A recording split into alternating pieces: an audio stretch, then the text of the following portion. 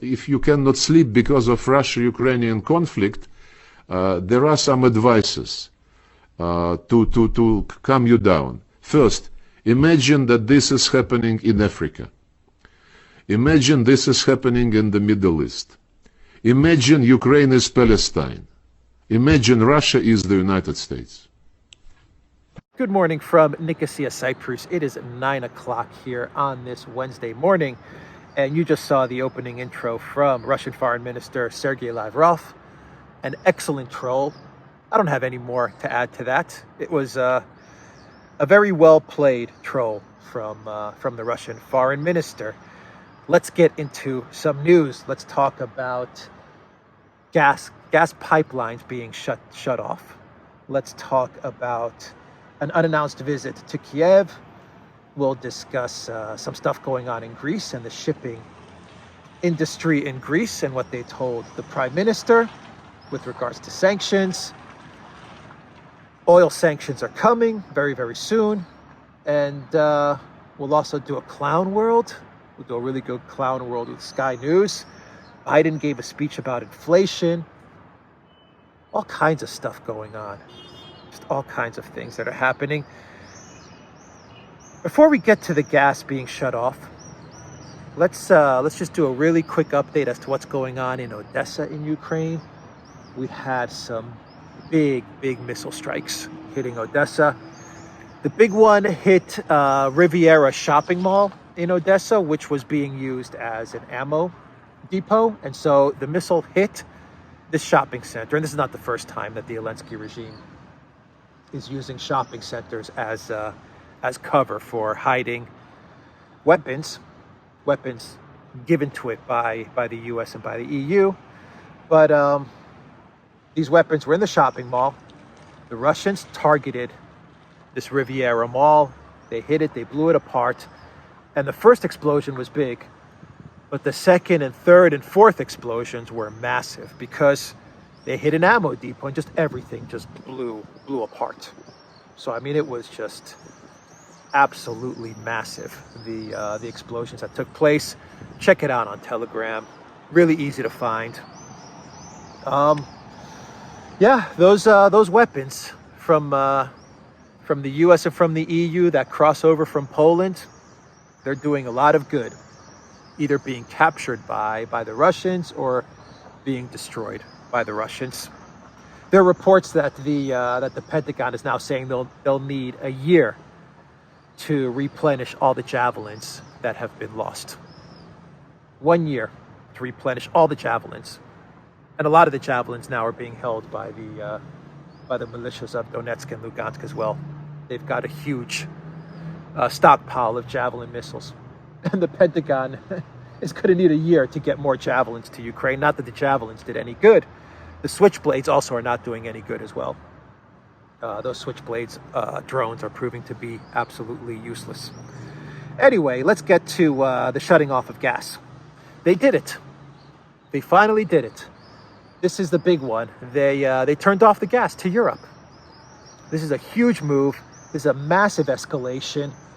And we're going to have to wait and see what the Europeans are going to do to retaliate to this brazen, violent act that has been done against Europe. The Russians didn't shut off the gas. It's Ukraine that shut off the gas. So the Elensky regime actually thought it would be a good idea to switch off the gas that crosses Ukraine into Europe. Keep in mind, 75 plus days of fighting in Ukraine, and Gazprom has not shut off the gas that crosses through Ukraine to Europe. They haven't done it. It had to take the Elensky clown puppet regime, I'm sure via orders from Victoria Nuland and the State Department, to shut off the gas to Europe that crosses over Ukraine. Ukraine gets transit fees as well from this gas, so this is not a small move from Ukraine. But if the State Department gives Zelensky an order, Zelensky does it.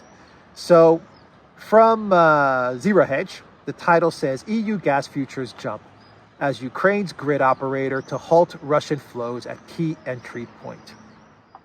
Ukraine's gas transmission system operator said it would no longer accept Russian gas transit via Sokhanivka beginning at 0700 local time on Wednesday, mainly because it repeatedly informed Gazprom about threats of transit due to the actions of the Russian-controlled occupation forces and demanded an end to interference in the operation of the facilities.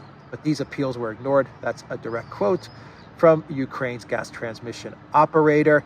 For its part, Gazprom said, there's no issues with the gas transit. Everything is operating as per contracts agreed upon, and they have no problem with the gas going to Europe via Ukraine. This is all Ukraine's doing. As of Tuesday, Bloomberg data showed that 20% of natural gas was routed through Sokhanivka and the rest went through Sudza. This means that all natural gas into Ukraine from Russia will now transit through the Sudza after 0701 local time tomorrow. So you have a lot of gas pipelines traversing through Ukraine into Europe. So they're just going to route the gas that was passing through this one area, Sokhanivka, to a different transit point called Sudza, until the Elensky regime gets the orders to shut that one down as well. So Gazprom is saying, look, we're fulfilling our end of the deal. The gas is moving through. What can we do if the clown show known as Elensky decides to shut off transit points? So Elensky decided to pull the trigger. Not Russia. Elensky decided to pull the trigger and shut off gas transit through Ukraine to Europe. The Newland State Department, they're just figuring out ways out of their frustration, their panic. They're trying to figure out ways to piss off the Europeans, who will then act out against the Russians, or piss off the Russians, who will then do something crazy, which will justify a full-on NATO intervention. All of this stuff is being done to try and figure out a way to either poke the Russians so that they do something, which they're not going to do, to escalate the war and justify some sort of NATO no-fly zone or NATO entry into the war, or it's being done to poke the Europeans so they end up doing something really, really stupid in order to provoke Russia so that we get more escalation. That's what this is all about. The Russians aren't going to do something dumb. They know what Newland and her cohorts are up to. They know that that Elensky is doing all of this to try and escalate the situation. But the Europeans are just about dumb enough to blame this on Russia. In other words, Elensky shutting off the gas, the Europeans may actually blame this on Russia, and they may actually do something stupid to then provoke some sort of retaliation from Russia. Who knows? But the clowns running the show in Brussels are dumb enough to take the bait from Elensky and from the State Department, because the clowns in Brussels are just days away now from shutting off the oil. And Macron came out with a statement the other day, and he said that it's only a matter of days before they finally get some holdouts, finally get them on board to put an embargo on Russian oil. Germany's fully on board. Never mind the fact that Germany is going through a rapid deindustrialization right now. Companies in Germany, the CEOs of big companies, Bosch and Siemens and all of these big multinational companies are telling Olaf Scholz, please stop, you're destroying the country. But nope, this is one direction, there is no reverse gear, and Germany is undergoing a very rapid, super fast deindustrialization. Denazification, demilitarization in Ukraine, and deindustrialization in Germany. That is the theme, the narrative of what is going on. That's it. That's what we're seeing. This is not only a war against Russia, an economic war of attrition against Russia. This is an economic war of attrition against Germany as well. And they're on board with shutting off the gas. They're absolutely on board with it. The oil. They're on board with shutting off the oil. Ukraine's shutting off the gas. Germany's okay with shutting off the oil. This is an absolute disaster for the European Union. An absolute disaster. But they're days away from making it happen. They're going to give some exemptions to Orban and to Hungary. And this is going to kind of be a phased approach from what I understand, but it's happening. And I don't know, come September, October, you'll probably see $150, $180, $200 a barrel oil. Possibly. Why not? So gas jumped from Elensky's move. Oil is going to jump. It's an absolute disaster. Macron also made some comments that Ukraine is going to need many years before it enters the European Union. Don't worry, Ursula von der Crazy will figure out some sort of workaround to make sure that she gets the virtue signal of Ukraine entering the European Union. Of course, after these latest moves from the EU, I don't think it'll be around in 3, 4, 5 years for whatever's left of Ukraine to enter. This is just absolute madness. There's not going to be an EU in 5 years for whatever is left of Ukraine to join that non-existent EU. Just crazy. It's absolutely crazy. They wanted to sanction tankers as well from delivering Russian oil around the world, not only in Europe. That's going to be banned, but they wanted to sanction tankers and the shippers who are delivering the oil to, say, China or India or anywhere else. But that was tabled. That was scrapped because the shipping industry, the really rich, super rich oligarch shippers in Greece, in Malta, and in Cyprus, but mostly in Greece, they told Mitsotakis, the prime minister of Greece, don't you dare. Don't do it. Don't do it, Mitsotakis. If you decide to sanction us and prevent us from delivering our cargo around the world, well then, you're not going to be prime minister anymore. And sure enough, Mitsotakis begged and pleaded with the European Union to not pull the trigger yet on banning EU vessels, European shippers from delivering their cargo around the world, because 60 to 65% of the Russian oil that is delivered around the world is coming from Greek shippers.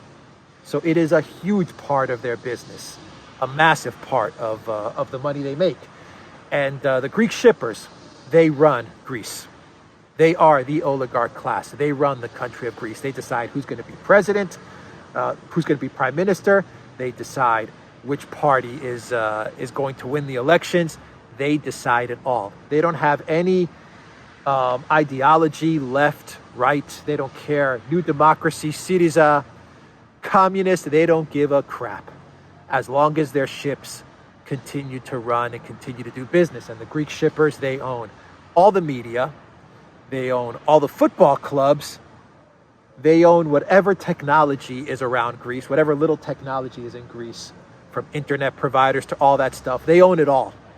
They own the entire country. We're talking about, families that go back God knows how long, and even some new shippers. But we're talking, not Onassis and Niarchos, but we're talking at that level. This is the industry of Greece, is shipping. And when they heard that sanctions were going to be placed on their tankers, they flipped out. And Mitsotakis got Malta and he got Cyprus involved as well. And he formed a little coalition to prevent the sanctioning of tankers. For now. But believe me, if they do decide to sanction the tankers, then the New Democracy Party of Mitsotakis will not be the ruling party much longer. And the shippers, they'll prop up Syriza, the radical left, if they have to. They'll do it. By the way, the Greek government is also now asking the United States to extend its military presence in the north of Greece. Speaking during a debate in Parliament on the Mutual Defense Cooperation Agreement signed between Greece and the United States, Greek Foreign Minister Dendias said that extending the deal from a period of 1 year to 5 years was agreed at Athens' initiative, while revealing that the Greek side had mulled an even bigger extension We were not doing the US any favors. We are generous towards the country's interests. We wanted 5 years, and I won't hide that the government even considered 10 years. We want the military presence. We did not pretend to be the ones who want the bases gone. We wanted, and we still want, a US presence in Thrace. We want a US military presence in Alexandroupoli. This is what the Greek foreign minister said. He's describing the use of the northern Greek port by the American military as, and I quote, one of the most important elements of the agreement. So basically, the Greek foreign minister is trying to bullshit the Greek people by saying, no, the Americans, they wanted to leave from their military presence in northern Greece. We begged them to stay. It was us. We begged them, please stay, American military in northern Greece. Please, pretty please don't leave. And then the Americans said, okay, we'll stay another 5-10 years. So yeah, Greece is completely occupied from the south to Crete to the north of Greece. It's now one big military base. That's it. So yeah, the deindustrialization of Germany, right? Keep Germany down, deindustrialize it, hollow it out, no business, no prosperity. Everything that is going to be green now. You know, Baerbock has no problem with this. Habeck, the Greens, they have no problem with the deindustrialization of Germany. For them, who needs Volkswagen, BMW, Mercedes, Siemens, Bosch? These companies need to be gone, and keep Germany down, and let's keep Greece occupied as well. Let's keep Greece occupied by the U.S. military. Yeah, this is. I think we're starting to see exactly what the plan is for Europe, aren't we? Finland, Sweden, and NATO. I saw videos and photos of American military in Finland. I can't confirm it, but from what I understand, military with American flags are moving into Finland. We're starting to see exactly what's in store for Europe, for the European Union, aren't we? By the way, German foreign minister, while we're talking about the Greens, Miss Annalena Baerbock, she did what all the cool kids are doing, and she made an unannounced visit to, you guessed it, Kiev, to Ukraine. And she showed up at this village where some terrible things happened. What many people believe was a false flag, what Ukraine said were Russian atrocities. Anyway, Baerbock ended up in this village for her photo shoot. She laid flowers on some wreaths or something.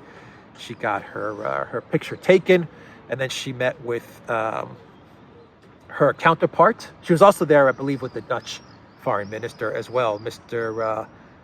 Hoekstra. Wopke Hoekstra. I hope I'm pronouncing that name correctly. She was there with her Dutch counterpart. They met their Ukrainian counterpart, Mr. Kaluba, the Ukraine foreign minister. And Ms. Baerbock said that she's going to deliver 7 brand new howitzers to Ukraine. She's going to deliver a bunch of new tanks as well. And Germany is going to be training Azov NAZIs in Germany, because that's not a bad look at all. Germans training NAZIs in Germany. But yeah, that doesn't look bad. Nothing to see there. But Baerbock wanted to assure the Ukraine foreign minister that over the next few days, all of this equipment, all of this shiny brand new equipment, is going to be in Kiev. And this is a quote: to protect its cities against future attacks. And she wanted to assure Mr. Kaluba, the foreign minister of Ukraine, that all of this stuff is going to arrive before the training is completed in Germany. So in other words, we're going to send you all the weapons, but we're going to continue to train these Azov NAZIs in Germany, but you're going to have your weapons in country. And then when we're finished training these Azov NAZIs to use these weapons, which may take, I don't know, a few months to complete, well, then we'll send them to Ukraine so they can use these weapons, these howitzers and these tanks and all of these things, which will then get taken or blown up by the Russian military. But hey, you know, this is a green foreign minister that we're talking about, so let's not be too hard on her. At least she did the cool thing, which is show up to Kiev unannounced, which is absolutely the trend. Because showing up to Kiev, which was that was the trend in, say, March and April, that's just so out of fashion now. That's so March, April, showing up to Kiev announced. The cool thing now is showing up unannounced. And that was a trend started by Boris Johnson. Boris Johnson actually started this fad of showing up unannounced to Kiev, and now everyone is doing it. So Boris Johnson is a trend setter, that's for sure. What else do we need to talk about here? There's all kinds of clown world craziness going on. To be quite honest, Denmark is seeing the highest inflation it's seen in decades. According to the agency, the Danish Consumer Price Index, CPI jumped from 5.4% in March to 6.7% in April. I'm sure it's somewhere around 10% for Denmark, and I'm sure it's double digits for all of the EU. That's for sure. Biden gave a speech yesterday about inflation, and he blamed inflation on the coup, and he blamed it on Putin's price hike. He's still going with the Putin price hike line, by the way. But Biden gave a really weird speech, and he actually said inflation is our strength. So not diversity. Diversity, that was 2021. Inflation is our strength. Let me play you the video from Biden and what he said, because it was absolutely a bizarre train wreck. He's falling apart.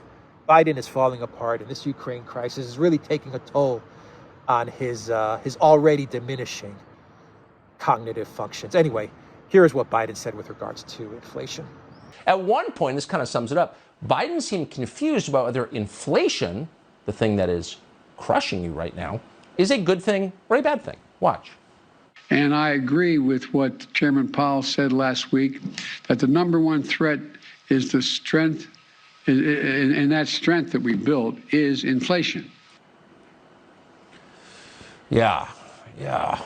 So we actually went to the official White House transcript because we thought, well, I don't know. What did he say? We didn't know. And here's what he said, quote, "That strength that we built is inflation." Okay, so inflation is now our strength, along with diversity and the COVID vaccine. Later, though, Joe Biden, who may have been waking up, maybe the drugs are taking effect, flipped around 180 degrees and suggested that actually inflation is bad, but it's not his fault. Nothing to do with Fed policy or anything, or his spending regime. No, it's because of Rona and Putin. Watch. I'm taking inflation very seriously, and it's my top domestic priority. But first, I want us to be crystal clear about the problem. There are two leading causes of inflation we're seeing today. The first cause of inflation is a once-in-a-century pandemic. And this year we have a second cause, Mr. Putin's war in Ukraine. We saw in March that 60% of inflation that month was due to price increases at the pump.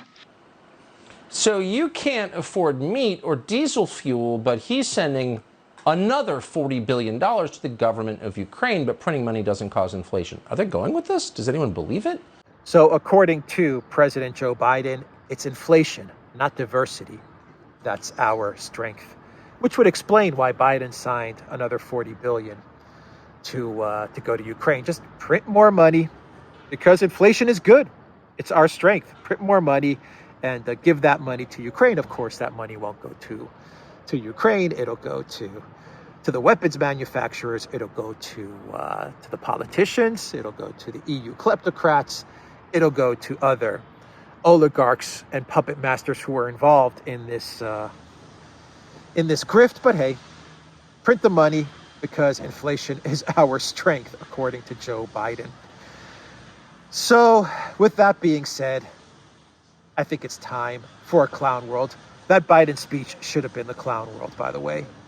But I think we'll do a different clown world. And I could talk about the fact that Moldova is actually fining hundreds of people who decided to wear the St. George ribbon. I'll put a picture of the St. George ribbon, which is worn traditionally for Victory Day. And so Moldova passed a law, and they said anyone that wears the St. George ribbon will be fined, and people wore the St. George ribbon. So Moldova fined a bunch of people. You had, I believe in Latvia and Lithuania, you had people who were being fined for wearing shirts that just said Russia on them. There's like some video on Telegram. I'll try to find it and put it up if I can. But there's a video floating around Telegram, which is from, I believe, Lithuania, where the authorities ask someone to take off their Russia shirt or they're going to get fined or arrested. You had a cosmonaut in the Czech Republic, a Russian cosmonaut who's now been canceled as well. So you had that happen. And it's still not the clown world. All of these stories could be the clown world, but they're not the clown world. You also had Lithuania saying that Russia is a supporter of terrorism. This is a new one. The Lithuanian parliament, the Seimas, unanimously passed a resolution on Tuesday accusing Russia of genocide and terrorism in Ukraine. The large-scale armed aggression launched by Russia against Ukraine on February 24th amounts to genocide of the Ukrainian people. The document said the Russian Federation, whose military forces deliberately and systematically bombed civilian targets, is a state that supports and practices terrorism. So that's coming from Lithuania. Panic, hysteria, it's fully infected the EU states. Fully infected them. It's infected them to the point where they are in a circular firing squad, and they're taking out each other. Whether it's resolutions like this one, or whether it's cutting off oil, or letting Elensky shut off gas, or Germany's deindustrialization, or showing up in Ukraine unannounced to support a clown puppet comedian president who wears high heels, or training Azov NAZIs in your country. I mean, this is hysteria on an unprecedented level, and it's panic on an unprecedented level, and it's all being displayed. It's all out in the open because Russia is winning the war on the ground. They're winning the economic war, and Europe is pulling out their hair trying to figure out what the hell do we do to destroy Russia, because everything we're doing is simply not working. And even the media war, they're even losing the media war now. And I say that as someone who has said from the beginning of this conflict that Russia was getting their ass handed to them in this propaganda media war, but things are starting to change because the craziness, the hysteria, this cancel everything Russia, it's starting to backfire in a big way. And the propaganda that they're throwing out there is getting more ridiculous with each passing day, which leads me to my clown world. And this clown world has to do with the Sky News interview of the deputy representative to the UN, Mr. Dmitry Polinskaya. He was on Sky News, and he was doing an interview with Murdoch-owned Sky News. And the Sky News host threw out the Ben Wallace line that Russia is bad and Russia is doing this, and it's a disgrace to Victory Day and all of this nonsense that Ben Wallace is now becoming famous for throwing out there, the UK Defence Minister. And Polinskaya said, "Oh really, Mr. Sky News host? Well, let's take a look at this Telegram post made by Elensky, where Elensky puts out a photo of an Azov guy, and the Azov guy has SS NAZI insignias on his uniform, because to be quite honest, you can't put out a photo of Ukraine, Azov, Right Sector, IDAR, any of these guys. You can't put out a photo without it having some sort of NAZI insignia at this point. It's impossible, because these Azov guys are decorated with all kinds of SS NAZI stuff. So Elensky, probably going through one of his benders, his alcohol, coke benders, decided to put out this tweet. He thought it would be a good idea to put out this tweet with these photos of Ukraine military during the May 9th victory celebrations, in order to kind of stick it to Russia. That's what Elensky was thinking. I don't think the alcohol is helping Elensky much in his thought process. But yeah, the photo had an Azov guy with NAZI decorations on his uniform. And so the Russian UN representative pointed it out. He took out his iPad, he showed the image, he put it all out there. And the Sky News host had to cut him off. Now, I'm not going to play the video because I'll probably get flagged if I play the video on YT, but I'll put a link down to the video so you can see the entire exchange. And you can see at the end when they had to cut off the Russian representative, you can see how rattled the Sky News host was. I mean, he was like, is this real? Is this true? Are we really the baddies? You know, that segment, that clip that's around the internet. I forgot which show it's from, where the guy's like, are we the baddies? You can see the Sky News host was like, oh crap, we are the baddies. And so that's going to be the clown world. I'll put a link to that clip down below. And I think I will leave it there. Yes, Sky News host, you are the baddies. This